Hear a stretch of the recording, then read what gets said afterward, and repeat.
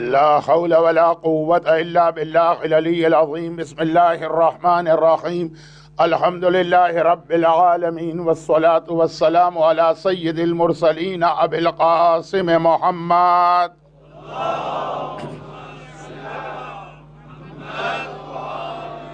وآله الطيبين الطاهرين الذين أذهب الله عنهم الرجس وطهرهم تطهيرا.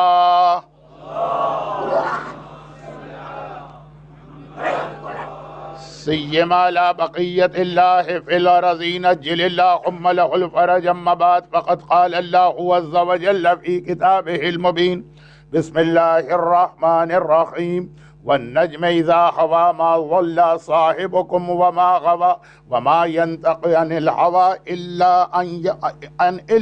أن وحيا يوحى. صلوات.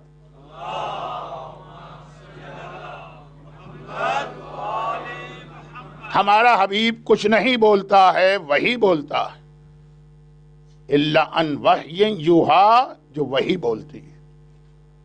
اب اس کے حوالے سے اگرچہ فی الحال تو ہماری گفتگو معراج کے واقعے پہ ہو رہی تھی، لیکن بہرحال یہ پورے دین، پوری شریعت، پورے اسلام کا خلاصہ اور سمری، جب تک کہ آدمی کو رسول پر اتنا ٹرسٹ نہ ہو کہ وہ جو کہیں گے وہ صحیح ہوگا، چاہے اس وقت لوگوں کی سمجھ میں نہ آئے،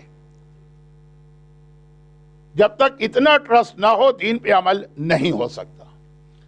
تو معراج کی روایت پورے اسلام پر عمل کرنے کے لیے سب سے اہم روایت ہے، یہ وہ ٹرسٹ پیدا کر رہی ہے۔ وما ينطق عن الهوى ان هو الا وحی یوحی۔ البتہ یہاں پہ رک کے میں دو باتیں بہت جلدی جلدی بیان کروں۔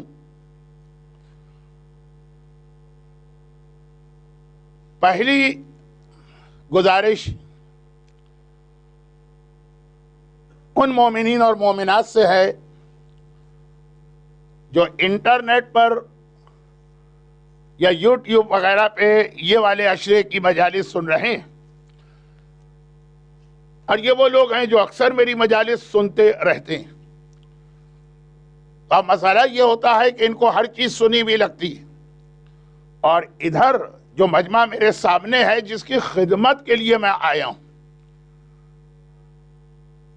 ان لوگوں کی کچھ اور خواہشات ہوتی ہیں، بعض اوقات بلکہ اکثر مجھ سے یہ ریکویسٹ کی جاتی ہے کہ مولانا وہ فلاں چیز آپ پڑھ دیجئے جو آپ نے کہیں پڑھی تھی، ہم نے خالی اس کی سمری کسی سے سنی۔ تو اب میں ان مومنین کا خیال کروں جنہوں نے اتنی زحمت برداشت کر کے مجھے اتنی دور سے بلایا، اور یا ان لوگوں کا خیال کروں کہ جو آرام سے اپنے ڈرائنگ روم میں بیٹھے ہوئے مجلس کو سن رہے ہیں، اور وہ ایک طرح سے عبادت بھی ہے اور کچھ لوگوں کی ہابی بھی۔ تو بہرحال میرے سامنے وہ مجمع زیادہ اہم ہے جس کی خدمت کے لیے میں اتنی دور سے آیا ہوں۔ یہ بہت ہی مختصر بات۔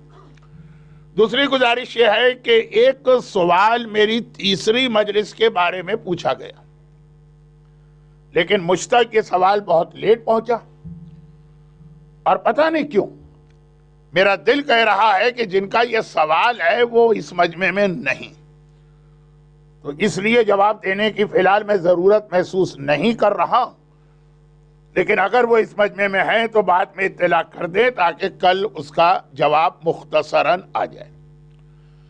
معراج کے واقعے سے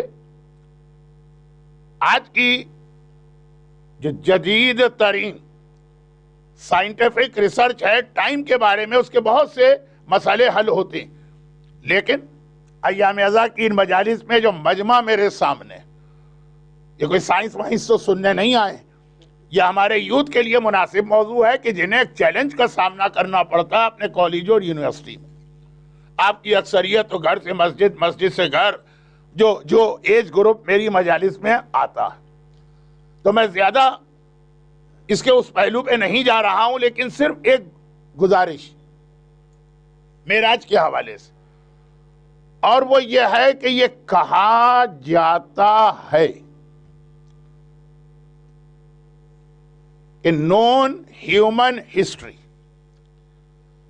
اب ہمارے یہاں تو ہسٹری شروع ہوتی ہے حضرت آدم سے، لیکن جو سیکولر قسم کے یا ایتھسٹ قسم کے ہسٹورین ہیں یا ایک عام ہسٹورین، ان کے پاس جہاں سے بھی ہسٹری آئی ہو، وہ کہتے ہیں کہ نون ہیومن ہسٹری میں آئنسٹائن سے بڑا برین اور اس سے بڑا سائنٹسٹ کوئی نہیں گزرا. میری فیلڈ نہیں ہے، لیکن اتنا تو مجھے پتا کہ یہ بات 100% صحیح ہو کہ نہ ہو، فرسٹ 5 میں تو اس کا نام آئے گا. اور آئنسٹائن آغائے بروجردی، جن کی تقلید میں ابھی بھی اسٹل بہت سارے ایسے مومنین اور مومنات ہیں جو ان کی تقلید کر چکے ہیں. بلکہ اس کے فوراً بعد یہ چوتھی بات میں کہنے والا ہوں آج کی مجلس کے اصل ٹاپک سے پہلے، ایج گروپ کے حوالے سے. تو تیسری بات یہ ہے کہ جو ایج گروپ آتا ہے ان میں سے بہت سے آغائے بروجردی کی تقلید کر چکے ہیں. اور میں کوئی کنفیوژن کریٹ نہیں کرنا چاہتا، اس لیے اب جو بات کہہ رہا ہوں اس پہ عمل آپ کو نہیں کرنا، اور اگر دل چاہے تو علماء سے پوچھ لیجئے گا، اور شاید بعض مومنین اور مومنات پہ اسٹل واجب ہو کہ ان کے مسائل پہ عمل کریں، لیکن اس کو چھوڑ دیجئے.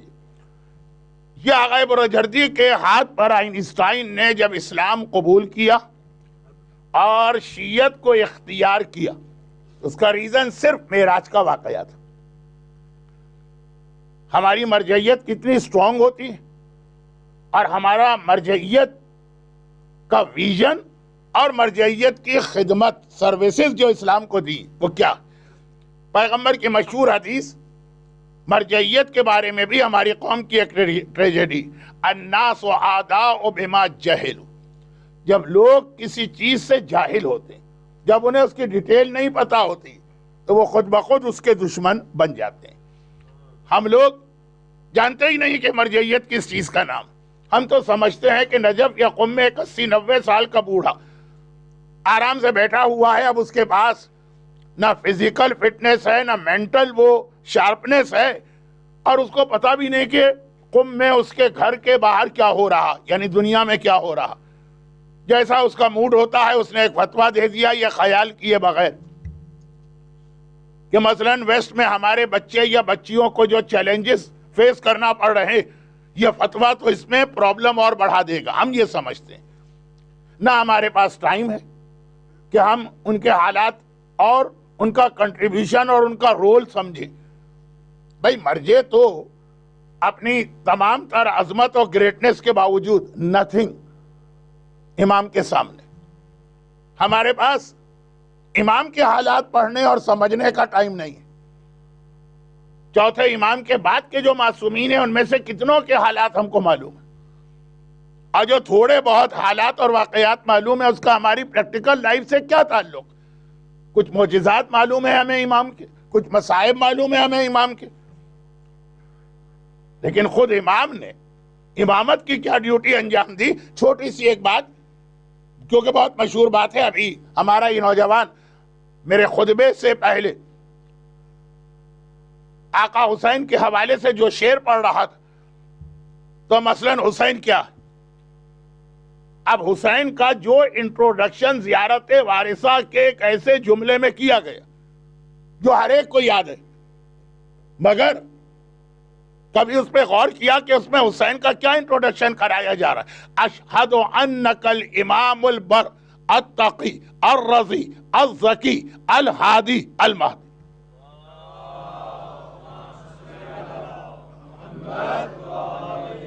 زیارت وارثہ کا یہ بہت اہم جملہ، اور آقا حسین کا جو انٹروڈکشن اس کے اندر ہے اس کو سمجھنا ہمارے بچوں اور جوانوں کے لیے بھی ضروری اور بوڑھوں کے لیے.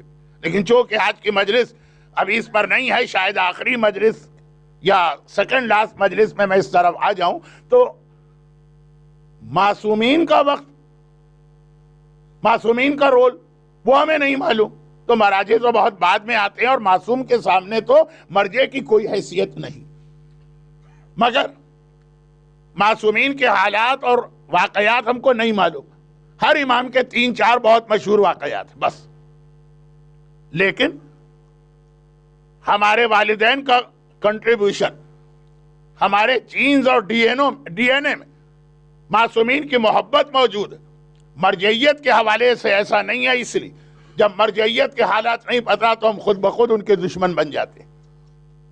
مگر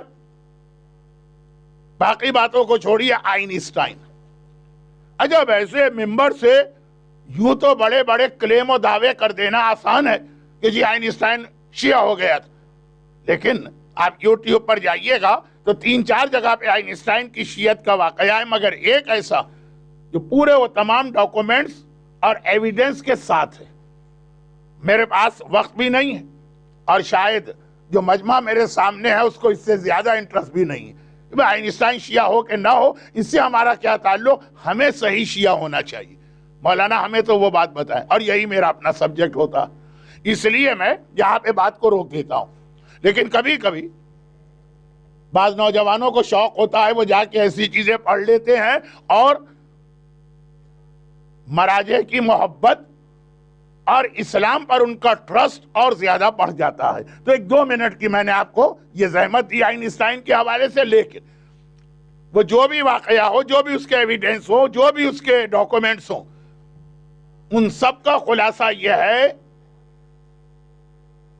کہ شیعت اس نے قبول کی ہے معراج کے واقعے میں پیغمبر کی وہ اسپیڈ جو لائٹ اسپیڈ سے بھی زیادہ تھی، اور اس معراج کے واقعے کو اس نے مانا، مومن نہیں مانے گا.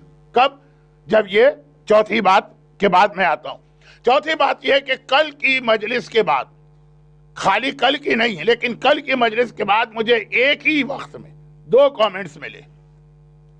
پہلا یہ کہ مولانا موت قریب ہے، اب تو ذرا کچھ مجلس کے اندر لینینسی پیدا کریں اور کچھ ذرا رحمت کا تذکرہ کریں. گرچہ میں نہیں سمجھ پایا کہ جن بزرگ خاتون نے یہ پیغام بھجوایا ہے وہ اپنی موت کے بارے میں کہہ رہی تھی کہ میری موت کے بارے میں، اس لیے کہ میں بھی جوانی سے بڑھاپے میں آ چکا ہوں، اور ان کے اسٹائل سے بھی لگا کہ وہ جوانی سے بڑھاپے میں آ چکی ہے. ویسے تو دونوں ہی کی موت قریب ہے. اور دوسرا کامنٹس یہ ملا کہ مولانا اس سال آپ ذرا آف کلر نظر آ رہے ہیں، بہت ہی آپ کی مجلسیں جو ہیں وہ ہلکی پھلکی ہیں، کوئی سختی، کوئی عذاب، کوئی یہ بات اس میں آئی نہیں رہی ہے. یہ کمپلین باقاعدہ بہت سیریس اور بہت محبت کرنے والے نے. ایک ہی مجلس کے بعد یہ 2 متضاد قسم کے کامنٹس آئے. لیکن معراج کے واقعے کے حوالے سے شاید دونوں کی کمپلین دور ہو جائے گی. میں معراج پہ تقریر نہیں کر رہا ہوں، معراج پہ تو میں نے 15 تقاریر کی، وہ تو بہت لمبی بات ہو جائے گی. صرف اس کا وہ حصہ جس کا اختتام دوسری دعا پر ہے. معراج کی رات اللہ کے رسول نے بہت دعائیں مانگی ہوں گی، 2 دعائیں بہت اہم، ایک اپنے لیے، ایک ہمارے اور آپ کے لیے. اپنے لیے تو وہی دعا مانگی، قل رب ادخلنی مدخل صدق واخرجنی مخرج صدق واجعل لی من لدنک سلطانا نصیرا. کہ اے خدا، یہ اپنے لیے کہہ رہے ہیں، واجعلنی میرے لیے، اے خدا میرے لیے ایک طاقتور مددگار قرار دے. اور وہ نام علی ہمارے سامنے آیا سدرۃ المنتہا سے آگے قاب قوسین کی منزل پر. مزید کچھ بات اور بھی ہوگی لیکن یہ ولایت علی. اور دوسری دعا پیغمبر نے ہمارے اور آپ کے لیے مانگی، اور یہ دوسری دعا پہلے مانگی. میں نے جو پروٹوکول ہے حفظ مراتب ہے اس کے اعتبار سے مولا کا ذکر پہلے کیا، آپ کا ذکر بعد میں کیا. سیکوینس کے اعتبار سے الٹا سیکوینس. پیغمبر نے پہلے دعا ہمارے اور آپ کے لیے مانگی، اور پھر علی کی ولایت کے حوالے سے ہمارے اور آپ کے لیے دعا اس طرح مانگی کہ جب 7 آسمانوں کو کراس کیا، بیری کے درخت پر پہنچے، اسے کراس کیا، جبرائیل بھی رک گئے، پردے ہٹے، پیغمبر اس منزل پہ پہنچے جہاں اللہ اور رسول کے علاوہ کوئی نہیں ہے، اللہ کی ساری عظمتیں دیکھ رہے ہیں، سجدے میں گر رہے ہیں، نماز بن رہی ہے. اور یہ میں بتا دوں کہ جیسے دنیاوی اعتبار سے میں اس وقت ٹیمپریری طور پر رہ رہا ہوں آسٹریلیا میں، اور آپ لوگ ہیں یہاں پہ، آپ ناردرن ہیمسفیئر میں، میں ساؤدرن میں، الٹا ہے سارا نظام۔ آپ کے یہاں گرمی ہے تو ہمارے یہاں سردی ہوتی، جب آپ کے یہاں سردی ہوتی ہے تو ہمارا 45 48 50 ٹمپریچر چل رہا ہوتا۔ آپ کے یہاں دن ہوتا ہے، ہمارے یہاں رات، آپ کے یہاں اس وقت رات ہے، میرے یہاں اس وقت دن ہے۔ یہی مسئلہ زمین اور آسمان کا، آسمان و زمین کے اندر باقی اور چیزیں تو مجھے نہیں معلوم، یا معلوم بھی ہے تو آج ٹائم نہیں ہے۔ جب یہاں پہ دن ہوتا ہے تو وہاں رات ہوتی، جب یہاں پہ رات ہوتی ہے تو وہاں پہ دن ہوتا۔ اللہ کے رسول یہاں سے چلے تو رات تھی، وہاں پہنچے تو دن تھا۔ پیغمبر نے آسمانوں پر جو پہلی نماز پڑھی وہ ظہر کی نماز تھی، آسمان پر جو پہلی نماز پڑھی گئی ظہر کی نماز۔ اسی لیے ہمارے یہاں جب نماز کی سیکوینس مجتہد بتاتا تو وہ ظہر سے سٹارٹ کرتا ہے، فجر پہ ختم کرتا۔ ہم لوگ سٹارٹ کریں گے فجر سے، پھر ظہر، عصر، مغرب، عشاء۔ اب اس میں بہت سارے فقہی مسائل بھی، لیکن یہ جیسا میں نے کہا کہ یہ ممبر محرم کے پہلے 10 دن میں فقہی مسائل بیان کرنا پاسبل نہیں ہے وقت کی کمی کی وجہ سے، اور خاص طور پر آج سے بڑی راتیں بھی شروع ہو گئی ہیں۔ لیکن مختصر بات کہ یہاں کا اور وہاں کا اپوزٹ ہے سسٹم۔ پیغمبر پہنچی اور پھر وہ نمازیں بنی، لیکن جیسے ہی اللہ نے کہا مانگ اے میرے حبیب، کیا مانگتا؟ میں نے تجھے وہاں پہنچایا جہاں آج تک کائنات کا کوئی انسان نہ پہنچا ہے نہ کبھی پہنچے گا، نہ پاس نہ فیوچر، قیامت تک۔ تو یہاں آ گیا ہے، مانگ، کیا مانگتا؟ پیغمبر کو کیا مانگنا چاہیے؟ ہم سے کہا جائے تو ہم کیا مانگتے ہیں؟ اپنے لیے مانگتے ہیں، اپنی فیملی کے لیے مانگتے ہیں، اپنی اولاد کے لیے مانگتے ہیں۔ جب ہم سے کہا جائے کہ مانگ، کیا مانگتا؟ کربلا پہنچ کے پہلی دعائیں اپنے لیے ہوتی ہے، پھر دوسروں کے لیے۔ اسلام میں صرف ایک دعا ایسی جس میں حکم ہے پہلے اپنے لیے مانگو پھر دوسروں کے لیے، وہ ہے گناہوں کی، کہ گناہ اپنے پہلے یاد کرو، دوسروں کے چھوڑ ہی دو۔ ربنا اغفر لی ولوالدی وللمؤمنین۔ لیکن باقی حاجتوں کی دعا پہلے دوسروں کے لیے۔ لیکن ہم عام حالات میں بھی اس وقت نارمل سرکمسٹانسز اس کا خیال نہیں رکھ پاتے ہیں۔ پیغمبر تو وہاں تک پہنچے کہ آج تک کوئی انسان نہیں گیا، اور کوئی انسان وہاں جہاں پیغمبر پہنچے وہاں کی جو عظمت ہے برداشت بھی نہیں کر سکتا، مر جائے گا اگر ہم اور آپ وہاں جائیں، مر جائیں گے ہم۔ کہا مانگ، کیا مانگتا ہے؟ پیغمبر نے اپنے لیے نہیں مانگا، اہل بیت کے لیے نہیں مانگا، آپ کے لیے مانگا۔ ربنا لا تواخذنا ان نسینا او اخطانا، ربنا لا تحمل علينا اسرا كما حملته على الذين من قبلنا، ربنا ولا تحملنا ما لا طاقة لنا به واعف عنا واغفر لنا وارحمنا۔ پہلی دعا جب بیری کے درخت سے آگے بڑھے، سارے پردے ہٹ گئے، بیچ میں بہت پردے بھی تھے، ہر پردے کے ہٹنے پہ پیغمبر ایک اللہ اکبر کہتے، 7 اللہ اکبر بات آ چکی۔ پہلی دعا جو مانگ رہے ہیں، خدا کہتا ہے مانگ، کیا مانگتا ہے میرے حبیب؟ پہلی دعا یہ مانگی۔ یہ دعا کس کے لیے؟ سورہ بقرہ کی آیت نمبر 286، آخری آیت۔ کیا ہے یہ دعا؟ یہ اول سے آخر تک یہ دعا رحمت ہی رحمت۔ ربنا لا تواخذنا، اے خدا بھولے سے اگر ہم کوئی کام کر لیں تو ہمیں اس کے اوپر پکڑنا نہیں، کوئسچننگ نہ ہو، سوال و جواب نہ ہو۔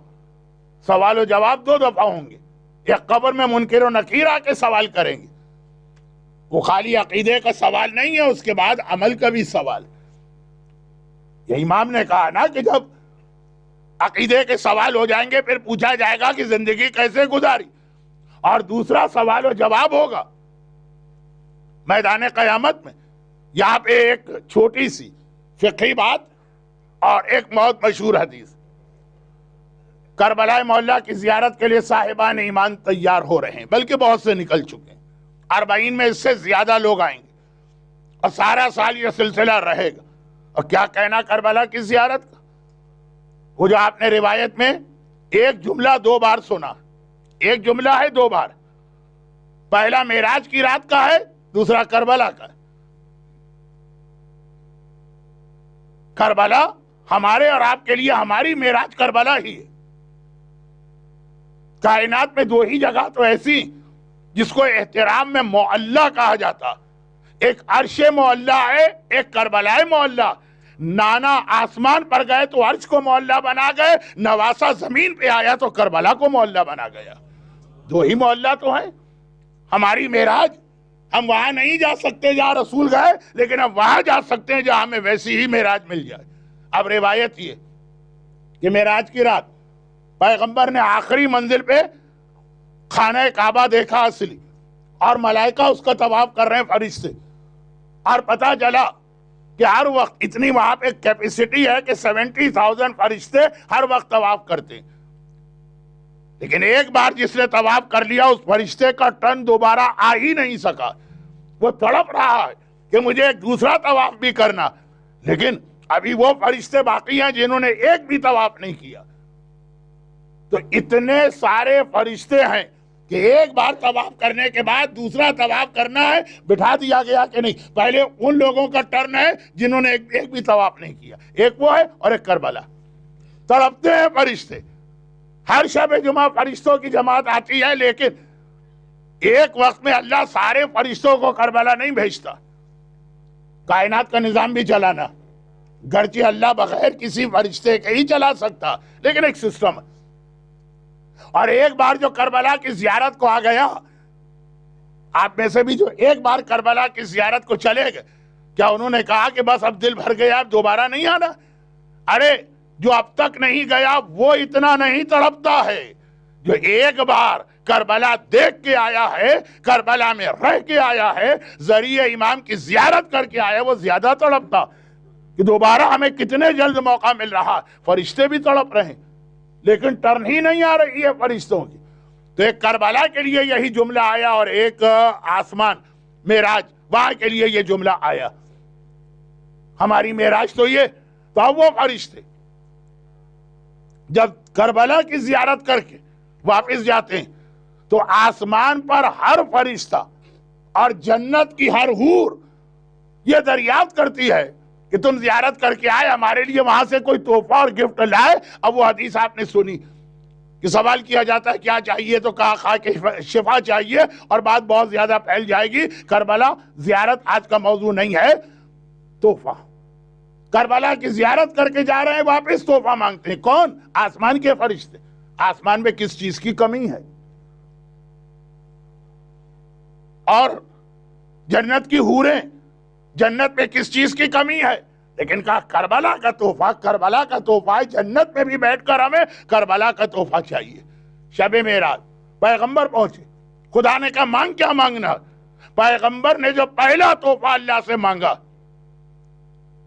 گئے تھے علی کی ولایت کا اعلان لانے کے لیے. رسول کو پتا ہے کہ علی میرا ولی، لیکن تڑپ تڑپ کے اللہ سے کہہ رہے ہیں کہ وہ مجھے یہ اجازت دے دے کہ میں ولایت علی کا اعلان کر دوں. روکا گیا. جیسے پہلے خود پیغمبر کو اپنی رسالت کے اعلان سے روکا گیا، 40 سال کی عمر کے بعد اجازت ملی. ولایت علی کے لیے تڑپ رہے. ولایت تو ہے، پھر یاد رکھیے فرق. اعلان مجھے کرنے دے، امت کو بتانے دے. وہ معراج کی رات گئے اس کے لیے ہیں، لیکن پہلے آپ کو یاد کر لیا. اور کیوں یاد کیا آپ کو؟ اس لیے یاد کیا کہ پہلے آسمان پر گناہگاروں کا ایسا عذاب پیغمبر نے دیکھا. میرا کلمہ پڑھنے والے، مجھ سے محبت کرنے والے، جب یہ عذاب دیکھا تو جیسے ہی اللہ کے پاس پہنچے، اللہ نے کہا کیا مانگتا ہے؟ آپ کو ابھی ابھی دیکھا ہے پیغمبر نے. کتنے جلدی رسول گئے.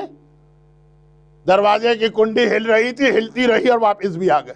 تو ابھی ابھی دیکھا، آپ کے لیے دعا مانگی. آپ سے مطلب میں، ربنا لا تؤاخذنا ان نسینا اور اخطانا. بہت اہم یہ دعا.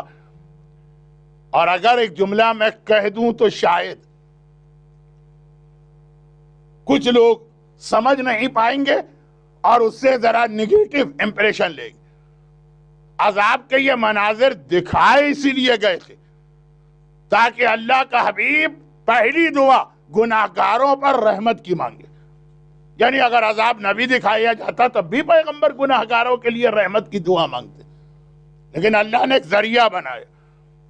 اور یہاں پہ رک کے اس لیے ایک چھوٹی سی بات کہہ دوں کہ جس کو شب معراج پیغمبر نے اہم ترین دعا بنایا اور اللہ نے اہم ترین گفٹ کیا. آج اسی چیز کو غلط استعمال کر کے لوگ مرجعیت پہ اعتراض کر رہے ہیں. کہاں معراج سے کہاں میں مرجعیت پہ پہنچ گئے. معراج مرجعیت نہیں تھی، معراج ولایت علی تھی. ولایت علی کا کہ ڈیمانڈ اور ریکوائرمنٹ ہے کہ آج مرجعیت کو مانو، لیکن وہ ایک الگ کانٹیکس میں. ابھی تو ایک چھوٹی سی بات، پیغمبر نے پہلی دعا کیا مانگی؟ ربنا لا تؤاخذنا ان نسینا او اخطانا.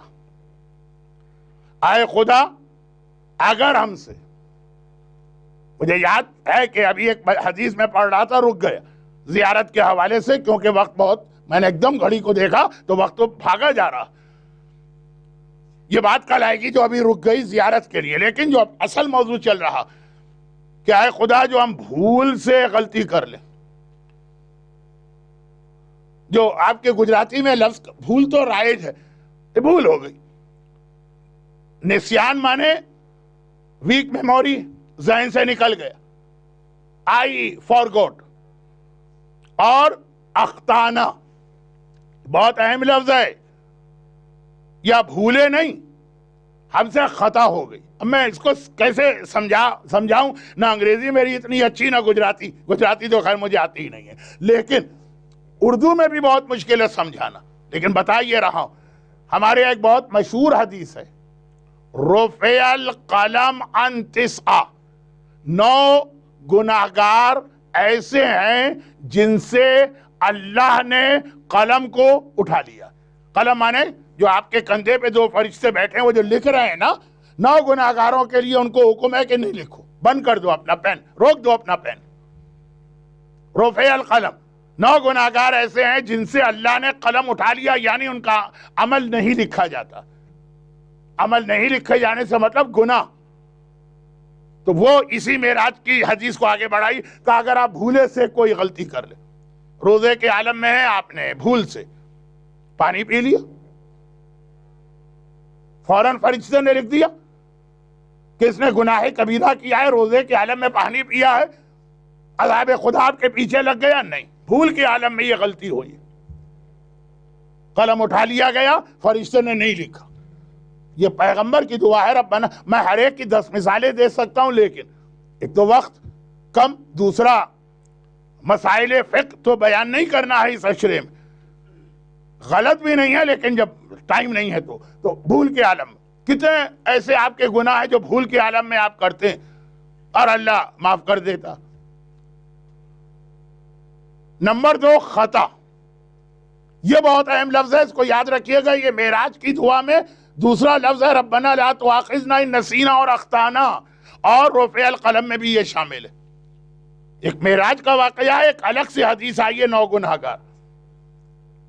خطا، جو خطا سے آپ غلطی کریں، یعنی حکم خدا آپ نے توڑ دیا، حکم خدا آپ نے توڑ دیا، فعل حرام آپ نے کر لیا، گناہ کبیرہ انجام دیا، لیکن خطا میں ایک بھول ہوتی ہے، ایک خطا. اب خطا کو سمجھیے.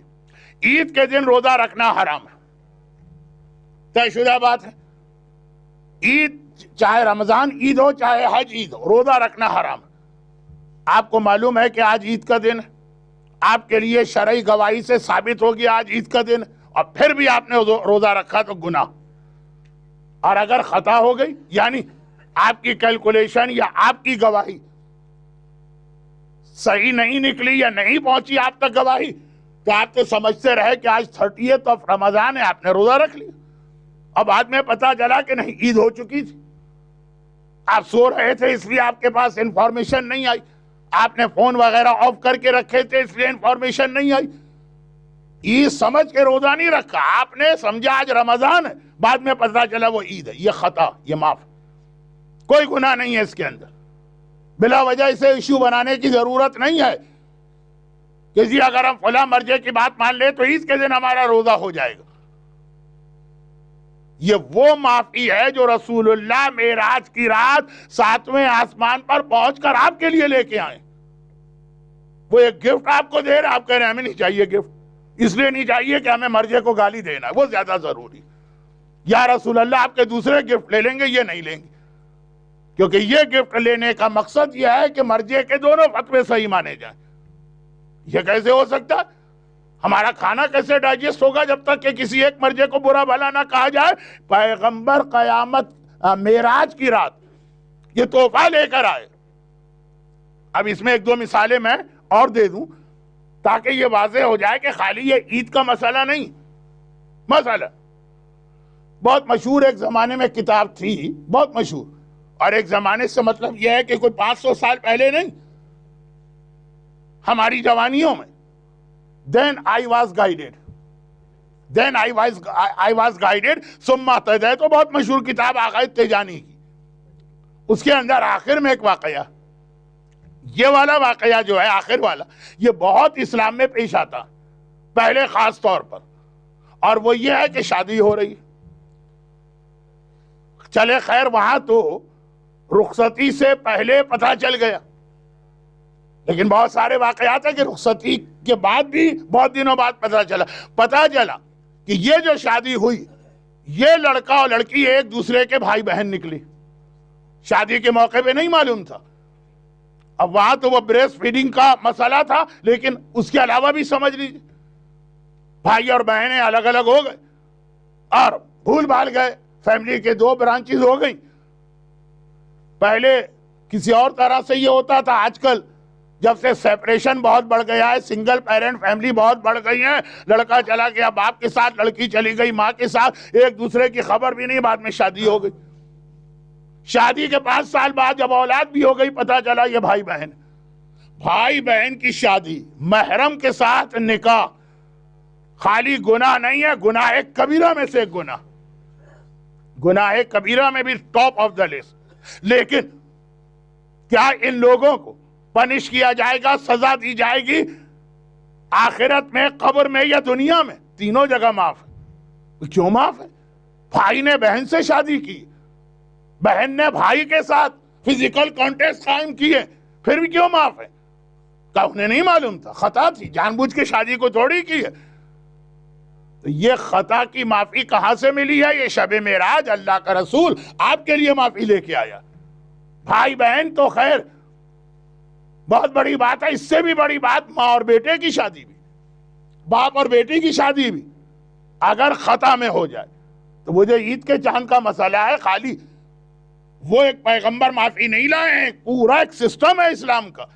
معراج کی رات پیغمبر آپ کو اللہ کی بارگاہ سے تحفہ لے کے دے رہے ہیں، اور آپ باقی تو ہر جگہ وہی تحفہ قبول کر رہے ہیں۔ مرجے کے فتوے کی بات آتی ہے تو آپ نے چھریاں تیز کر کے ان کی گردن پہ رکھ دیا۔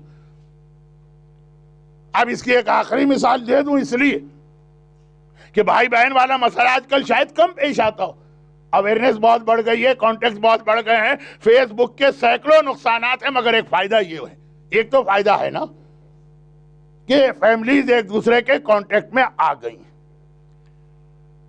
بہرحال یہ صلہ رحمی کا ایک بہت اچھا ذریعہ بن گیا ہے آج کل فیس بک۔ تو قرآن نے شراب کے لیے بھی کہا کہ اس میں فیہا منافع للناس، فائدے بھی ہیں، تو فیس بک میں بھی فائدے ہیں۔ یہ انشاءاللہ ایک آدھ دن بعد، اب تو بالکل آخری تقریر ہے، مگر بھائی بہن کی شادی تو اب شاید ذرا مشکل ہو جائے، اس لیے کہ ایک دوسرے کے حالات کا خبر رہتی ہے، اویئرنیس ہوتی ہے، کانٹیکٹ۔ لیکن شراب آپ کو نہیں معلوم تھا کہ یہ جو سامنے میرے ڈرنک رکھا ہے یہ شراب ہے، آپ نے اسے اورنج جوس سمجھا، آپ نے اسے ایپل جوس سمجھا، آپ نے اسے سرکہ سمجھا اور پی لیا، بعد میں پتہ چلا کہ تو شراب آپ نے پی لی۔ بدترین گناہ ہے شراب۔ فضیل ابن عیاض کے شاگرد، بہت ہی مقدس، بہت ہی متقی، پبلک کے سامنے شاگرد، ان سے پڑھنے کے لیے حوضے میں ایڈمٹ ہوئے، بیمار پڑ گئے، آخری وقت آیا، مومن کا ایک حق ہے، تو فضیل گئے ان کو دیکھنے کے لیے، بیمار کو جا کے وزٹ کرو، گئے دیکھنے کے لیے، پتہ چلا کہ وہ مرنے کے قریب، لیکن فضیل کو جیسے ہی دیکھا تو فضیل نے کہا بیٹا اب یہ آخری وقت ہے تو اللہ کا نام لو، دعائے فرج ہمارے یہاں، آخری وقت کی کچھ دعائیں ہمارے یہاں۔ جب انہوں نے کہا بیٹا کلمہ پڑھو، کلمہ لا الہ الا اللہ اتنا ناراض ہوتا ہے وہ شاگرد، بیمار، عام بیمار نہیں، بستر سے اٹھنے کی طاقت نہیں، باتیں کرنے کی طاقت نہیں، لیکن اتنا جوش میں آ گیا کہ بستر پہ اٹھ کے بیٹھ گیا اور کہا میرے گھر سے نکل جاؤ، اپنے استاد سے، اپنے زمانے کے ایک بڑے عالم سے،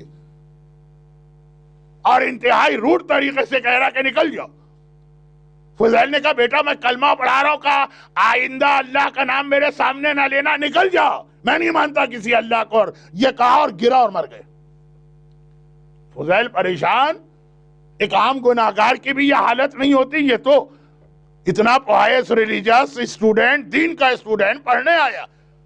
پھر جب ملاقات ہوئی خواب میں تو اس نے کہا میرے 3 گناہ تھے، مرنے کے بعد پتا چلا جو 3 گناہ کرتا ہے آخری وقت میں اس کا ایمان چھن جاتا، اور پہلا گناہ یہ تھا کہ میں شراب پیتا تھا، پبلک سے چھپ کر گھر کے اندر۔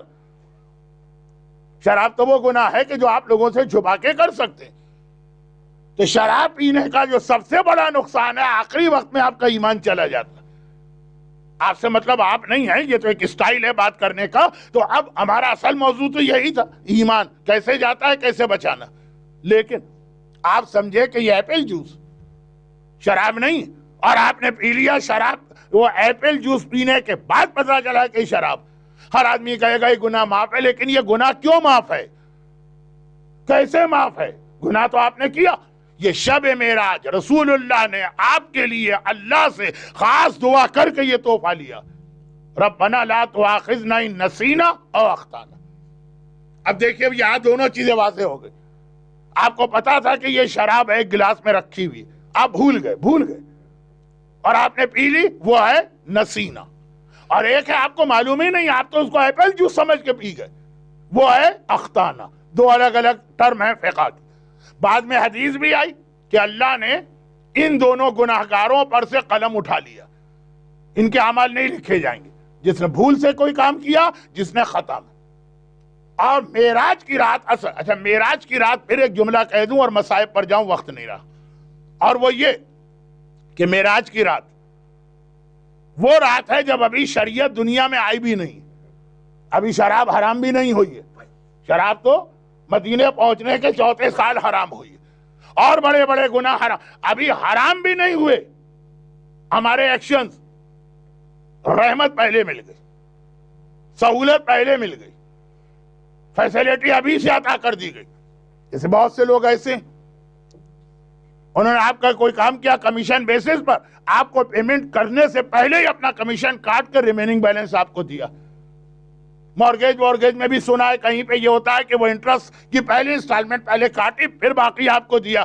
اللہ نے شریعت آپ کو بعد میں دی ہے، رحمت والا پہلو پہلے ہی دے دیا کہ بھول اور خطا، اس کو کاٹ دیا شریعت سے، پھر باقی شریعت آپ کو دی۔ معراج کی روایتیں پڑھیے کہ شریعت معراج سے اسٹارٹ ہوئی، اور یہ تحفہ پہلے ہی مل گئے۔ کیوں؟ ون آف دا ریزن، پیغمبر نے گناہگاروں کا عذاب دیکھا تو تڑپ کے دعا مانگی۔ اب آئیے میں اپنی آج کی بات کو آخری منزل پر پہنچا رہا ہوں۔ معراج کی رات گناہگاروں کا عذاب دیکھا، تو عذاب جو گناہگاروں کا دیکھا، آپ یہ حدیثیں سنتے ہیں، گانا سننے والے کا گناہ، اور بے پردہ عورت کا گناہ، اور مکس گیدرنگ میں جانے والے کا گناہ، اور پراؤڈی اور گھمنڈی آدمی کا گناہ، اور غیبت کرنے والے کا گناہ، اور رزق کھانے والے، حرام رزق کھانے والے کا گناہ، اور فتنہ پھیلانے والے کا گناہ، سنتے ہی رہتے ہیں حدیث۔ میں بھی پڑھ دیتا تھوڑا سا، لیکن وقت نہیں رہا، آج ہمارا آدھا عشرہ کمپلیٹ ہو چکا ہے، تو یہ پیغمبر نے اس کے لیے دعا مانگی۔ یہی آپ کے لیے، یہی آپ کے لیے کہ ہمیں یہ سارا عذاب کیوں بتایا جاتا۔ وہ جو خاتون نے کہا کہ اب موت قریب آ گئی ہے، چاہے وہ میری موت کہہ رہی ہوں کہ اپنی موت کہہ رہی ہوں، دونوں کے قریب آ چکی ہے موت، مگر یہ عذاب کیوں پڑھا جاتا ہے؟ یہ نہیں پڑھا جاتا کہ آپ پر آئے گا یہ عذاب، یہ پڑھا جاتا ہے کہ یہ عذاب آ سکتا ہے، چنانچہ اس کے بچنے کی تیاری کر لو، یا اپنے آپ کو چینج کر لو، یا اب اگر چینج کرنے کا وقت نہیں رہا۔ جوانی میں بہت شراب پی تھی، اب شراب نہیں پی سکتے، ڈاکٹر نے کہہ دیا کہ تمہارا لیور خراب ہے، شراب نہ پینا، اب تو ویسے ہی چھوڑ دی، اب وقت ہی نہیں رہا گناہ سے بچنے کا۔ لیکن جو جوانی کا گناہ، توبہ کر لو، اپنے آپ کو چینج کر لو، اگر اسٹل گناہ، یہ عذاب اس لیے بتایا جاتا ہے، اس لیے نہیں بتایا جاتا کہ 100% یہ عذاب آپ پر آ کر ہی رہے گا۔ اور پھر یہاں پہ ایک چھوٹی سی بات، میں اس لیے بات بہت بڑی، میں اس کو بہت چھوٹا کہہ کے اس لیے کہہ رہا ہوں کہ کل سے ہمارا سبجیکٹ معراج سے واپس آنے کے بعد کیا ہوا اس پر چلے گا۔ بہت ہی ایک بات بہت بڑی، آہستہ آہستہ کہہ رہا ہوں۔ پیغمبر نے یہ جن لوگوں کو دیکھا، یہ کون لوگ؟ ابھی شریعت تو آئی نہیں، اس کا ایک جواب تو میں نے دے دیا، یہ فیوچر، جس کو امام نے ایک اور طرح بھی سمجھایا۔ بعض اوقات تم خواب میں فیوچر کے حالات دیکھ لیتے ہو، تم دیکھ لیتے ہو۔ ہم جیسے گناہگار، کبھی اللہ ہمیں بعد کے حالات اپنے خواب میں دکھا دیتا۔ ہم خواب میں دیکھتے ہیں کہ ہم بوڑھے ہیں اور یہ کام ہو رہا، ابھی تو نہیں ہو بوڑھو، ابھی تو جوان ہو، ابھی کل ہی تو تم نے اپنی شادی کا پیغام بھجوایا تھا فلاں بچی کے نام، تو ایسے جوان ہو کہ شادی کے لیے تیار ہو، لیکن خواب میں اپنے آپ کو بوڑھا دیکھا، فیوچر۔ تو جب ہم اور آپ فیوچر دیکھ سکتے ہیں تو پیغمبر، اور یہ دوسری ایک بات اور سنی، یہ وہ بات ہے جسے میں بہت ڈائلیوٹ کر کے اور ہلکا کر کے بتا رہا ہوں، کیونکہ بہت بڑا یہ ایک الگ سے سبجیکٹ، اور وہ یہ معصومین کی حدیثوں میں اس وقت ایک جملہ ریپیٹ ہوتا ہے جب کوئی کہہ دیتا ہے کہ مولا دیکھیے یہ عام مسلمانوں کو کیا ہوا، آپ جیسی عظیم شخصیتیں اور پرسنالٹیز یا آپ کو نہیں مان رہے، معاویہ کو مان رہے، یزید کو مان رہے، مروان کو مان رہے، حشام کو مان رہے، ہارون کو مان رہے، یعنی دشمنان اہل بیت کے تو نام ہی ایسے ہیں کہ دل میں کراہیت پیدا ہوتی ہے، اور معصومین کے نام ہی ایسے ہیں کہ نام میں ہی ایک نورانیت، ایک تقدس، ایک محبت کا پہلو ہے۔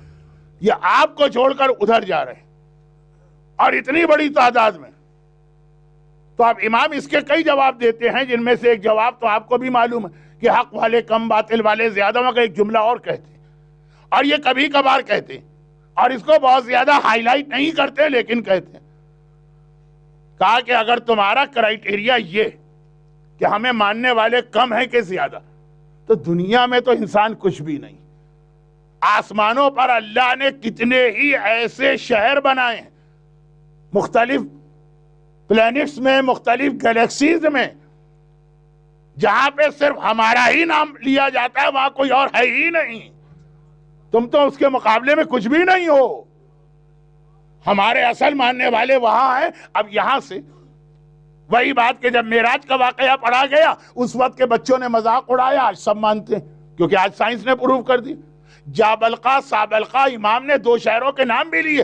آسمان پر کہیں نہ کہیں انسانوں کی طرح سے کوئی انٹیلیجنٹ مخلوق رہتی ہے، اور امام کہہ رہے ہیں کہ وہ تو ہم کو مانتے ہیں اور ہم ان کو وزٹ کر کے آتے ہیں، ان میں سے بھی عمل کے اعتبار سے کچھ گناہگار ایسے ہیں جن پہ یہ عذاب آ سکتا ہے۔ پیغمبر نے کس کو دیکھا؟ ابھی میں نے کہا یہ بہت انٹرسٹنگ بات میں نے چھیڑ دی، لیکن ہمارا ٹاپک چینج ہو جائے گا۔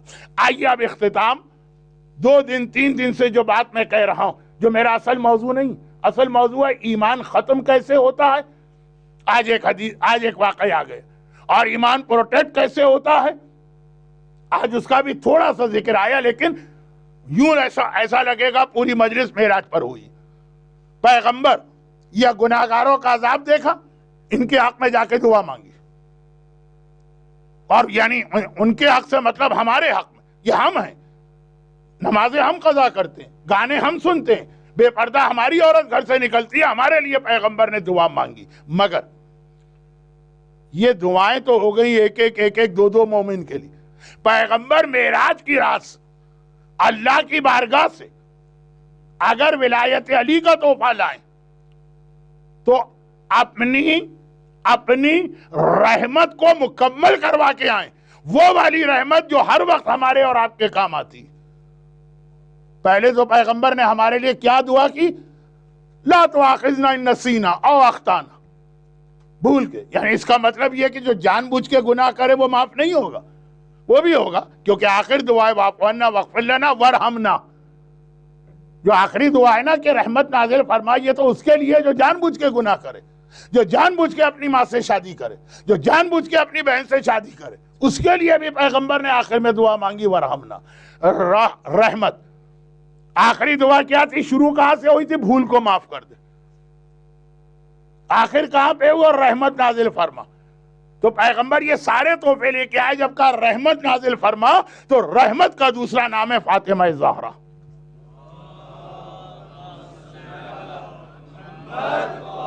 یہ کیسے کہہ دیا میں نے؟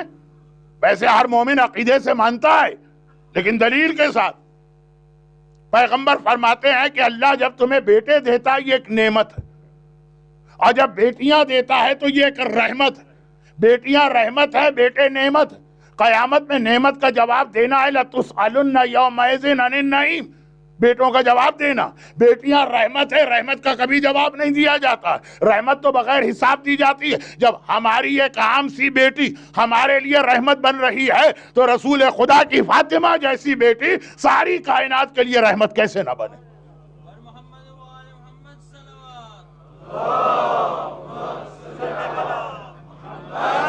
معراج کی رات پیغمبر ورحمنا جب کہتے ہیں تو اللہ نے اتنی بڑی رحمت نازل کی۔ عظمت فاطمہ کو پہچانے، اللہ کا رسول کون ہے؟ وما ارسلناک الا رحمتا للعالمین، رسول کائنات کے لیے رحمت ہے، فاطمہ اس رسول کے لیے رحمت ہے۔ یہ ہے عظمت فاطمہ۔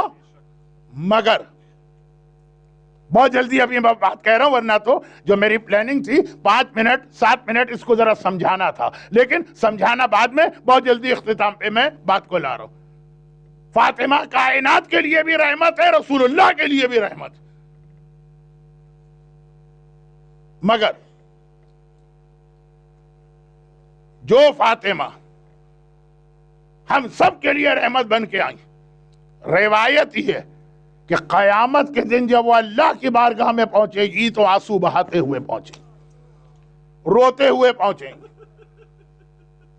ایک دوسرا، جب زمانے کا امام ظاہر ہوگا اور رسول اللہ عدالت لگائیں گے یا کربلا میں یا مسجد کوفہ کے دکۃ القضا پہ، دو روایتیں۔ وہاں بھی فاطمہ جب آئیں گی بابا کے پاس تو فریاد کرتی ہوئی اور آنسو بہاتی ہوئی، جو میں سب کے لیے رحمت ہوں۔ اس رحمت کے ساتھ کیا ہوا؟ اس کا بیٹا بھی مارا گیا، اس کا پوتا بھی مارا گیا، اس کے نواسے بھی مارے گئے۔ آج کی رات تو اس اعتبار سے بہت خاص رات ہے کہ آج ہمیں فاطمہ کے نواسوں کا ماتم کرنا۔ فاطمہ کے پوتے تو آپ کو ہر ایک کے حوالے سے اچھی طرح سے معلوم ہے، اور ہمارے یہاں خاص طور پر خواتین میں ایک رواج ہے، جناب علی اصغر کے جھولے پہ بہت منتیں مانی جاتی ہیں، بہت حاجتیں، علی اکبر کے حوالے سے بہت ساری دعائیں ہوتی ہیں، لیکن اکبر و اصغر اگر فاطمہ کے پوتے ہیں تو آن و محمد کی بھی عظمت کو کم نہ سمجھیے گا۔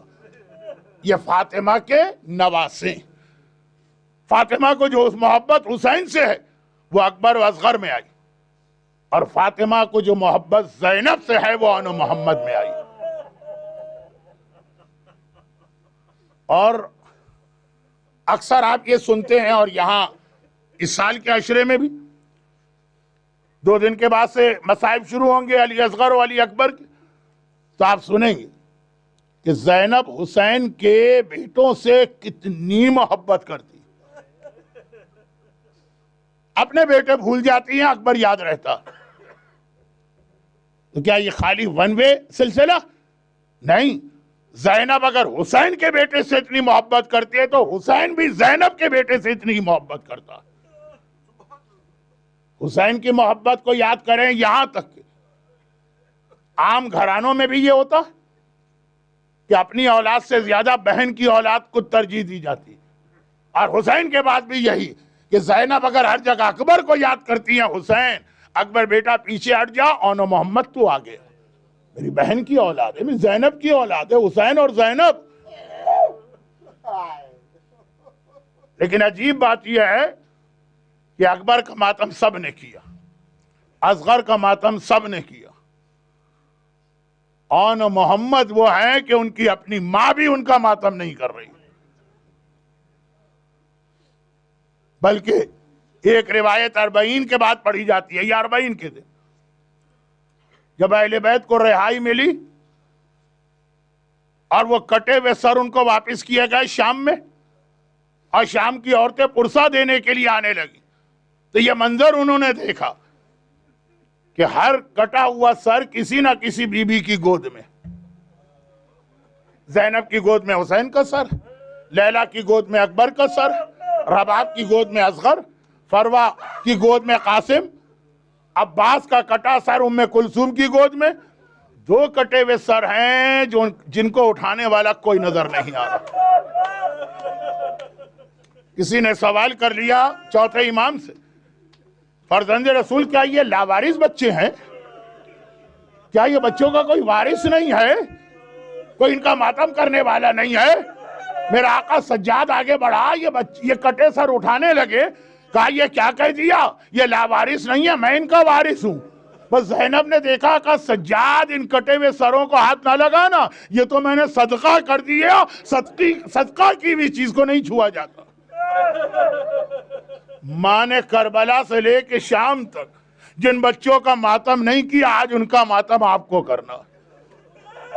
اور یہ جملہ کیوں کہا زینب نے؟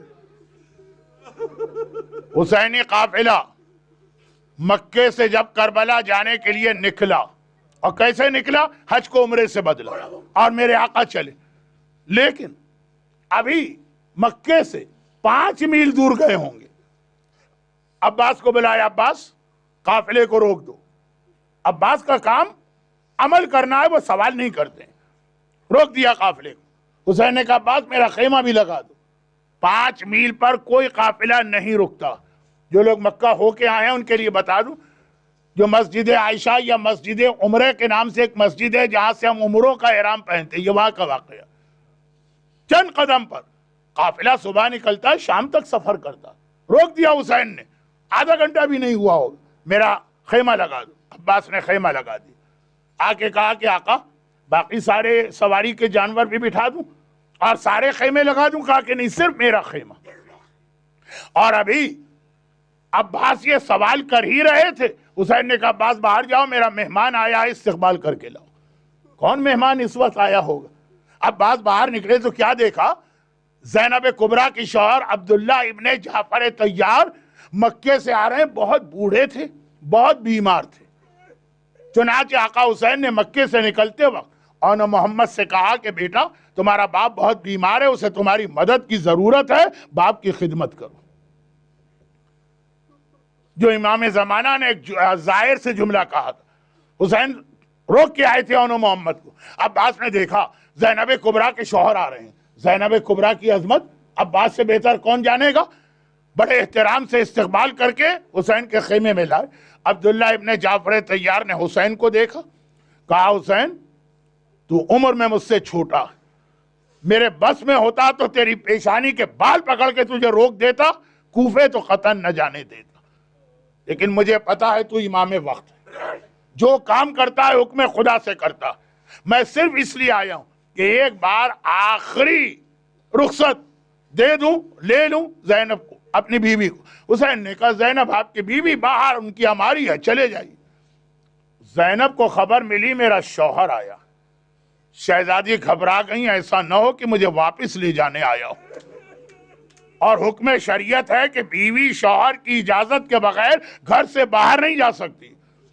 اب زینب کبریٰ کے دل میں یہ خیال کہیں مجھے واپس نہ لے جانے آئے ہوں، اتنے پریشان ہیں کہ ابھی عبداللہ نے زینب کی اماری پر ہاتھ رکھ کر خالی سلام کیا، السلام علیکی یا بنت رسول اللہ، اور زینب نے تڑپ کے جواب سلام تو دیا، وعلیک السلام یا ابن امی، لیکن ساتھ میں کہا کہ اگر مجھے واپس لے جانے آئے ہو تو میں شریعت کی مخالفت تو نہیں کر سکتی، مگر مجھے نہ لے جاؤ گے میرا لاشا لے جانا پڑے گا، بھائی سے الگ ہو کے یہ بہن زندہ نہیں رہ سکتی۔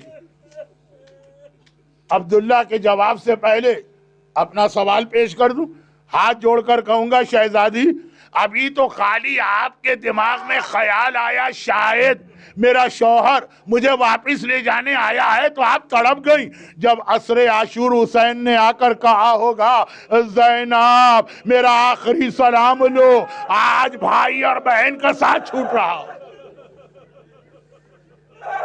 زینب کیسے زندہ رہی؟ یاد رکھیے زینب زندہ نہ رہتی اس دن بھی مر جاتی اگر حسین اگلا جملہ نہ کہتے جو میں عصر عاشور کی مجلس میں پڑھوں گا. عبداللہ زینب کی فریاد سنی، میں بھائی سے الگ ہو کے مر جاؤں گی، گھبرا گئے. زینب بیوی بے شک ہیں لیکن عبداللہ کو پتا ہے زینب کا رتبہ کتنا بلند ہے. ایک بار ہاتھ جوڑے اور کہا شہزادی میری یہ مجال کہ میں آپ کو کوئی حکم دوں؟ میں تو اس لیے آیا ہوں کہ مجھے پتا ہے کوفہ غداروں کا شہر ہے، بے وفاؤں کا شہر ہے، مجھے پتا ہے میرے آقا پہ وہاں بڑی مصیبتیں آئیں گی. ہمارے اور آپ کے جد رسول اللہ نے کہا تھا نا کہ جب مشکل سفر پہ جاؤ تو صدقے کا سامان لے کے جانا، میں تو آپ کو صدقے کا سامان دینے آیا ہوں. یہ کہہ کے اون کو آگے بڑھایا اور کہا کہ شہزادی اگر آقا پہ کوئی مصیبت آئے اسے اپنی جانب سے صدقہ کر دینا. محمد کو آگے بڑھایا، آقا پہ کوئی مصیبت آئے اسے میری جانب سے صدقہ کر دینا. کربلا سے پہلے ہی اون و محمد کو صدقہ بنا دیا. اون و محمد کے اپنے باپ نے، اون و محمد کی اپنی ماں نے.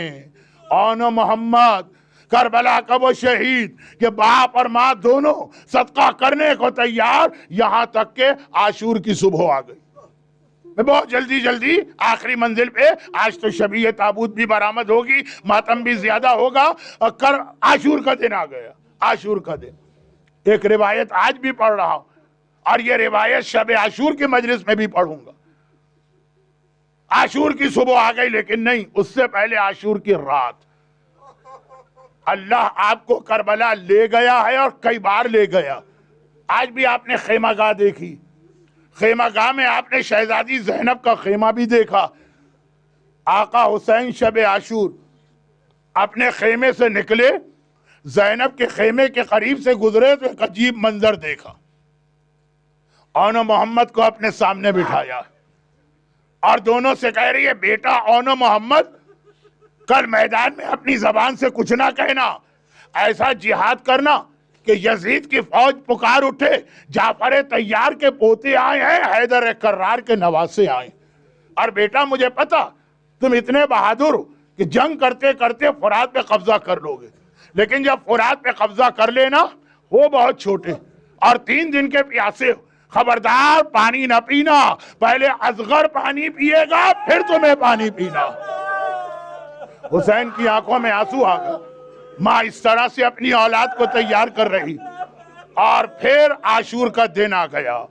صبح سے دوپہر ہو گئی، دوپہر سے سورج ڈھلنے لگا. اون و محمد جب کبھی بھی خیمے میں آتے ہیں زینب گھبرا کے کہتی ہے بیٹا اب تک زندہ ہو، بیٹا اون اب تک زندہ ہو، لاشوں پہ لاشیں آ رہے ہیں تمہارا لاشا کیوں نہیں آیا؟ بیٹا محمد اب تک زندہ ہو، تمہارا لاشا کیوں نہیں آیا؟ ابھی شبیہ تابوت آئے گی، یہ وہ تمنا ہے جو زینب کو تھی، بیٹا تمہارے تابوت کیوں نہیں آئے؟ اون محمد ہاتھ جوڑتے ہیں. اماں جب کبھی ماموں کے پاس گئے کہا کہ ہمیں بھی مرنے کی اجازت دیجئے، ماموں نے منع کر دیا. تم تو میرے زینب کی نشانی ہو، تم تو میرے زینب کے لال ہو، میں تمہیں کس دل سے میدان جانے کی اجازت دوں؟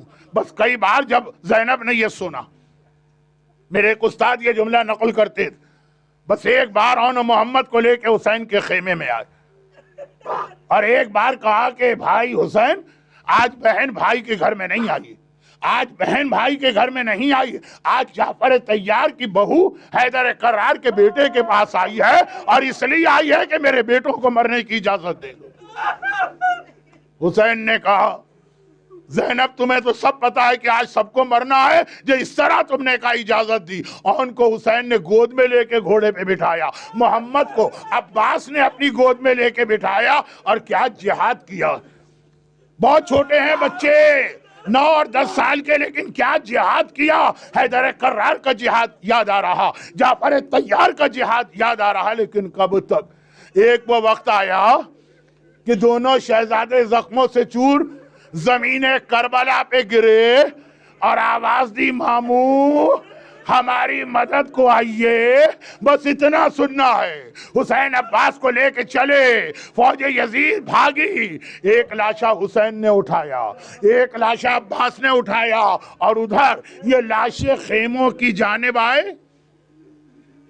اور ادھر یزید کی فوج نے خوشی کے نقارے اور شادیانے بچائے۔ جیسے ہی آواز خیموں میں گئی، بیویوں نے ایک بار ماتم شروع کر دیا، ہائے آن، ہائے محمد۔ یہ خوشی کے شادیانے نشانی تھی کہ دونوں شہزادے مارے گئے۔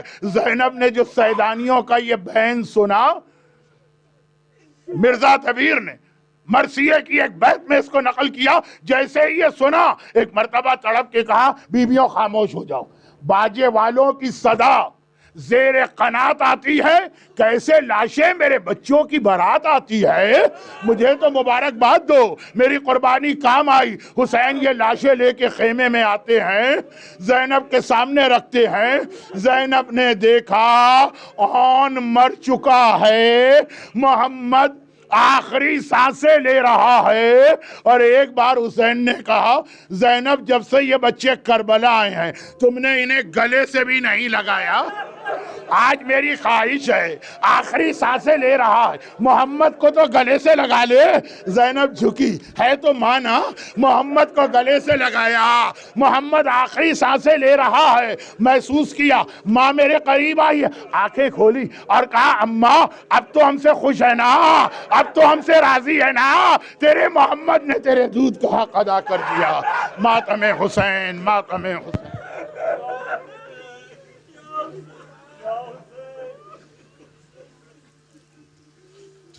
زینب نے رو کر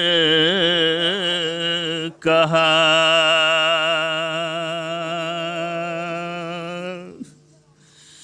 او نو محمد میرے مر گئے خون میں نہا،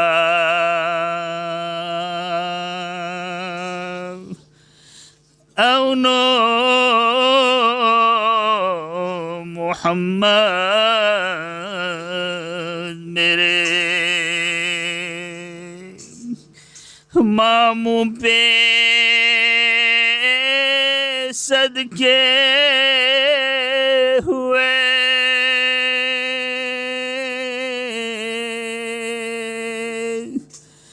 تیگو سے زخمی ہوئے،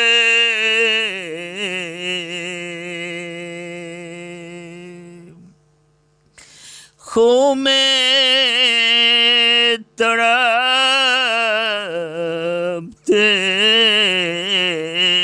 ہوئے،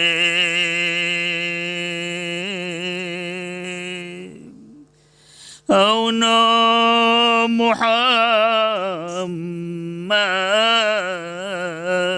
میرے بیاہ نہ میں نے رچا،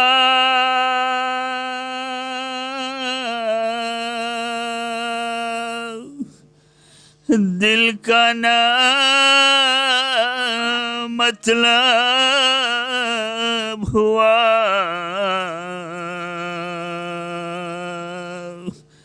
روتی رہی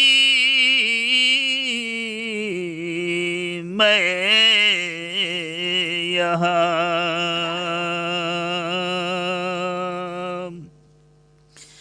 او نو محمد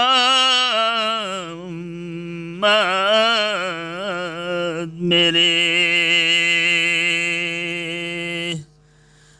زینب نے رو کر کہا، او نو محمد میرے ارمان تھا بہو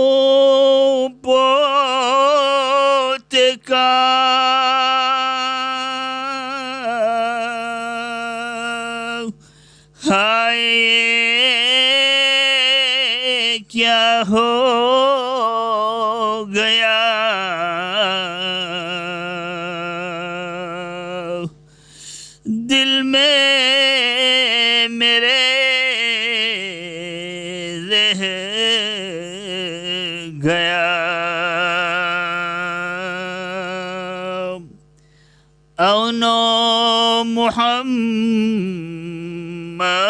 محمد میرے ہائے اجل آ گئی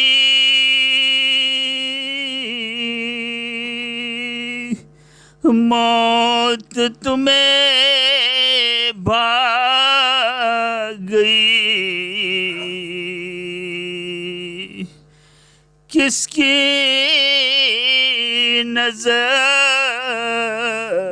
کھا گئی اونو محمد میرے زینب نے رو کر کہا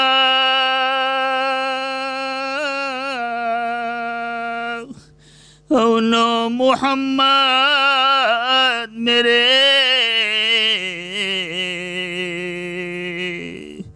مر گئے خون میں نہا اونو محمد میرے زینب کے دونوں لال جو شہ پر فدا ہوئے اس کم سنی میں چل بسے ماں سے جدا ہوئے بنت بطول کہتی تھی تھا میں دل و جگر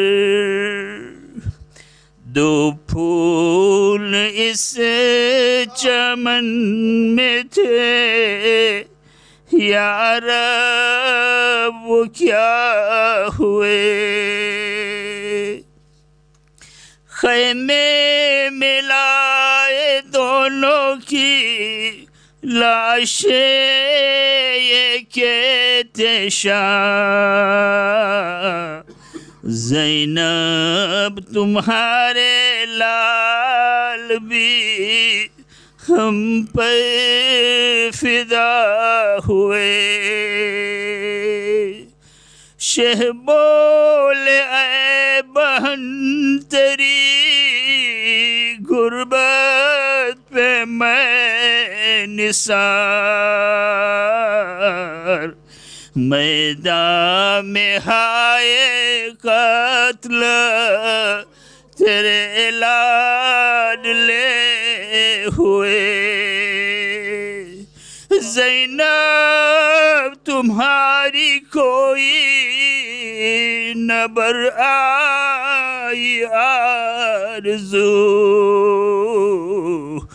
دلہا نہ بننے پائے کہ تم سے جدا ہوئے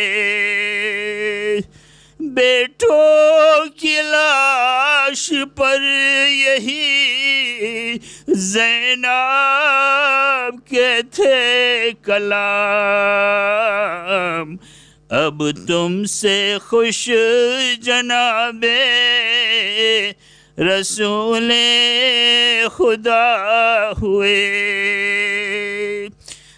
ہے جوابی ہونے نہ پائے کہ چل بسے ہے جوابی ہونے نہ پائے کہ چل بسے کس بے کسی سے قتل میرے دل ربا ہوئے. زینب بلائے لاشوں کی لے لے کے کہتی تھی. زینب بلائے لاشوں کی لے لے کے کہتی تھی. میں خوش ہوں تم جو مام پہ اپنے فدا ہوئے.